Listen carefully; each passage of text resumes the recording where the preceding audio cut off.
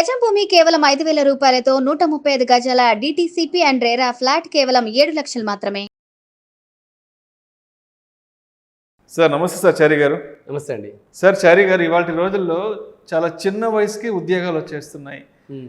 22-23 సంవత్సరాల వయసుకే సంవత్సరానికి 10 లక్షలు 15 లక్షల వేతనాలతో కూడిన ప్యాకేజీలు వచ్చేస్తున్నాయి.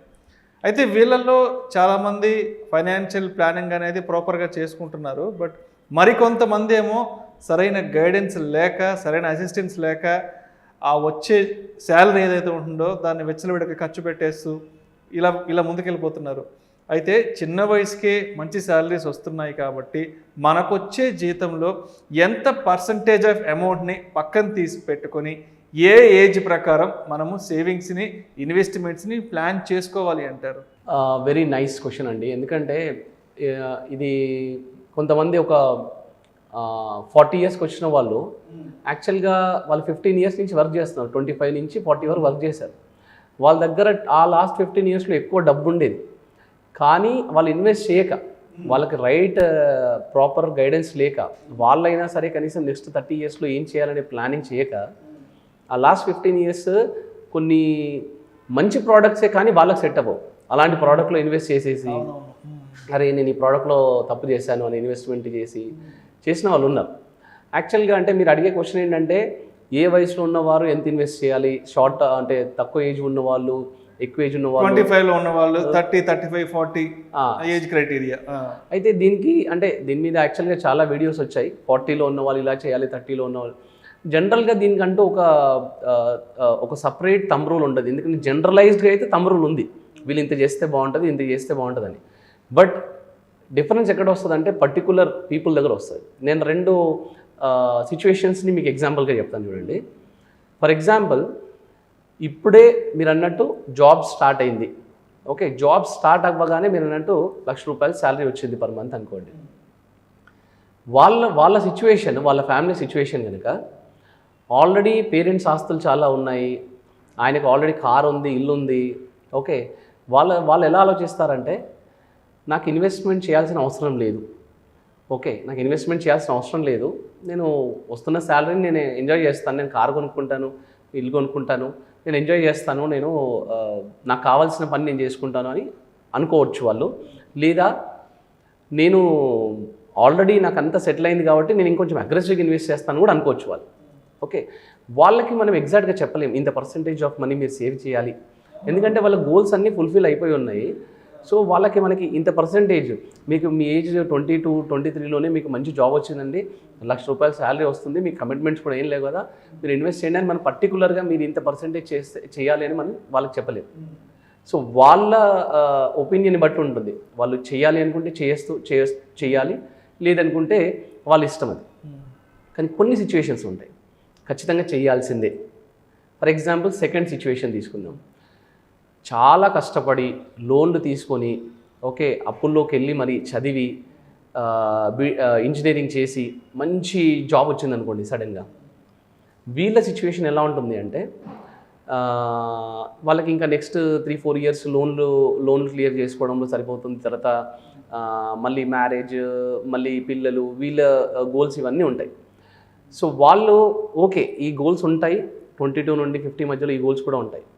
కానీ వీళ్ళు ఎలా థింక్ చేస్తారంటే నా బిఫోర్ జాబ్, ఆఫ్టర్ జాబ్ కూడా, నా రిటైర్మెంట్ వరకు కూడా నాకు ఇన్కమ్ వచ్చినప్పటికి కూడా నాకు గోల్స్, కమిట్మెంట్సే ఉన్నాయి.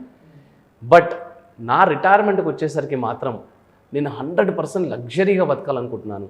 అంటే జాబ్ వచ్చిన తర్వాత అన్ని గోల్స్ ఫుల్ఫిల్ అవుతున్నారు, రీజనబుల్గా ఉన్నారు, కానీ నేను లగ్జరీగా బతకాలనుకున్నాను అనుకోండి. ఈ ఏజ్ వాళ్ళు 20-23 ఇయర్స్లోనే ఫస్ట్ అన్నిటికంటే ముందు చేయాల్సిన పని ఏంటంటే వాళ్ళ 60 ఇయర్స్కి వచ్చేసరికి నేను లగ్జరీగా బతకాలనుకుంటున్నాను. ఫర్ ఎగ్జాంపుల్ 20 crores నాకు రిటైర్మెంట్ కార్పస్ కావాలి అనుకున్నారు. ఓకే, అంటే 22-23లో జాబ్ వస్తే నెక్స్ట్ 37-38 ఇయర్స్ టైం ఉంటుంది వీళ్ళకి. 20 crore రిటైర్మెంట్ ప్లానింగ్ పెట్టుకున్నారనుకోండి, దానికి ఇవాళ నుండి వాళ్ళు ఇన్వెస్ట్ చేయాల్సిన money around 21,000-22,000 per month invest చేయాలి. ఓకే, సపోజ్ వాళ్ళకి ₹1,00,000 శాలరీ వచ్చింది అనుకోండి, ₹1,00,000 మీద 21,000 అంటే ఎంత? 21%. సపోజ్ శాలరీ 75,000 వచ్చింది అనుకుందాం. 75,000 మీద 21,000 అంటే ఎంత? అరౌండ్ 34-35%. సపోజ్ 50,000 పర్ మంతే శాలరీ వచ్చింది అనుకుందాం. ఈ 50,000 రూపీస్ మీద వాళ్ళకి ఆల్మోస్ట్ 40% సేవ్ చేయాలి. ఓకే, సో వీళ్ళకేంటి సిచ్యువేషన్ తెలుసు ఏంటి, పాస్ట్ 4-5 ఇయర్స్ చాలా కష్టమే ఉంది, నెక్స్ట్ 4-5 ఇయర్స్, ఇంకో 10 ఇయర్స్, ఇంకో 15 ఇయర్స్ కూడా కష్టమే ఉంది. కానీ నా రిటైర్మెంట్కి మాత్రం నేను చాలా లగ్జరీగా ఉండాలనుకుంటున్నాను, చాలా పెద్ద విల్లా కొనాలనుకుంటున్నాను, చాలా పెద్ద మా పిల్లలకి చాలా పెద్ద చదువులు చదివించాలనుకుంటున్నాను, నేను లగ్జరీగా ఉండాలనుకుంటున్నాను, చాలా పెద్ద కారు కొనాలనుకుంటున్నాను. ఎందుకంటే నా పాస్ట్ అంతా చాలా ఖర్చులతో, చాలా కమిట్మెంట్స్తో ఉన్న లైఫ్ కాబట్టి నేను ఈ టైంలో చాలా లగ్జరీగా ఉండాలనుకున్న ఒక క్లియర్ గోల్ ఉంది. కాబట్టి మీరు 20% అయినా సరే, 30% అయినా, 40% అయినా సరే సేవ్ చేసి తీరాల్సిందే. సో మీకు గోల్స్ అండ్ కమిట్మెంట్స్ క్లియర్గా ఉన్నాయి అనుకోండి, సపోజ్ మీ జాబ్ స్టార్ట్ అవ్వగానే 40% సేవ్ చేశానంటే డెఫినెట్గా మీ ఫ్యూచర్ మాత్రం అద్భుతంగా ఉంటుందండి. సో ఎవరైతే లేట్ చేస్తారో, ఈ ఈ ఈ సపోజ్ మీరు 1 lakh శాలరీ అన్నారు, 21% అన్నాం, కానీ వాళ్ళు కనుక లేట్ చేశారనుకోండి, శాలరీ ఎక్కువ వచ్చినా సరే వాళ్ళు పర్సంటేజ్ ఆఫ్ మనీ సేవ్ చేయడం అనేది ఎక్కువైపోతుంది అనమాట. ఓకే, సపోజ్ ఇప్పుడు 40 ఇయర్స్లోకి వచ్చారనుకోండి, కొన్ని సిచ్యువేషన్స్లో వాళ్ళు 70% ఇన్వెస్ట్ చేసినా వాళ్ళ గోల్స్ ఫుల్ఫిల్ అవ్వవు. అందుకనే కొన్ని ఫ్యామిలీస్లో వైఫ్ అండ్ హస్బెండ్ ఇద్దరు వర్క్ చేస్తారు, వాళ్ళకి తలా 2 లక్షలు శాలరీ ఉన్నప్పుడు కూడా వాళ్ళు తీసుకొచ్చి 2 లక్షలు పర్ మంత్ ఇన్వెస్ట్ చేద్దాం అనుకున్నా సరే వాళ్ళకి నెక్స్ట్ 10 ఇయర్స్లో వాళ్ళు అనుకున్న గోల్స్, వాళ్ళు అనుకున్న రిటైర్మెంట్ లైఫ్ స్టైల్, వాళ్ళు ఇప్పుడు ఆల్రెడీ ఉన్న లైఫ్ స్టైల్, పిల్లల చదువులు ఇవన్నీ ఫుల్ఫిల్ అవ్వవు. సో ఎంత తక్కువ ఏజ్లో ఎంత స్పీడ్గా ఇన్వెస్ట్మెంట్ అనేది స్టార్ట్ చేస్తే అంత అడ్వాంటేజ్ ఉంటుంది. దాన్ని లేట్ చేసిన కొద్దీ ఆ పర్సంటేజ్ అనేది ఇంక్రీజ్ అవుతుందండి. అండ్ జనరలైజ్డ్ స్టేట్మెంట్ కాదు ఇది, అంటే ఏ ఏజ్కి ఎంత ఎంత ఎంత సేవ్ చేస్తే బాగుంటుంది అనేది. జనరలైజ్డ్ టర్మ్ రూల్స్ ఉన్నప్పటికీ కూడా వాళ్ళ పర్టికులర్ సిచ్యువేషన్స్, వాళ్ళ పర్టికులర్ గోల్స్ని బట్టి ఉంటుందన్నమాట. సో బేసిక్గా ఫైనల్గా నేను ఏం అడ్వైస్ చేస్తానంటే, జాబ్ స్టార్ట్ అయిన వాళ్ళు వాళ్ళ ఫ్యూచర్లో కొన్ని గోల్స్ని ముందే ఐడెంటిఫై చేసి అప్పుడు పర్సంటేజెస్ అనేది సెట్ చేసుకోవాలి. నార్మల్గా నేను అబ్జర్వ్ చేసింది ఏంటంటే, జాబ్ స్టార్ట్ అవ్వగానే 50%, 60% ఎవరైతే సేవ్ చేస్తారో వాళ్ళది మాత్రం నెక్స్ట్ 10 ఇయర్స్ తర్వాత అద్భుతంగా ఉంటుంది లైఫ్. అది మాత్రం నేను చాలా చాలా క్లియర్గా అబ్జర్వ్ చేశాను.